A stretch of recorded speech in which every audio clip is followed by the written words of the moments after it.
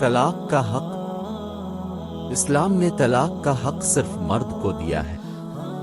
جو لوگ عدالت سے رجوع کر کے مرد کی غیر موجودگی میں اپنی بیٹیوں کے لیے خل لے لیتے ہیں اور ان کی شادی آگے کسی اور سے کر دیتے ہیں، وہ یہ بات ادرک ہے کہ وہ اپنی بیٹیوں کو حرام کی زندگی میں ڈال دیتے ہیں۔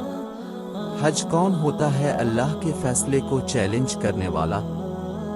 طلاق صرف مرد اپنی مرضی سے دے سکتا ہے، نہ اب اس کو ڈرا دھمکا کر زبردستی طلاق نامہ پر دستخط کروا سکتے ہیں، نہ ہی کوئی عدالت حج مرد کی مرضی کے بغیر عورت کو ضلع عنایت کر سکتی۔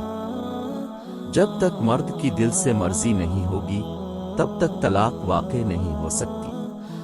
ایسے جاہل لوگ ہمیشہ اپنی بیٹیوں کو گناہ کی زندگی میں دھکیل دیتے ہیں۔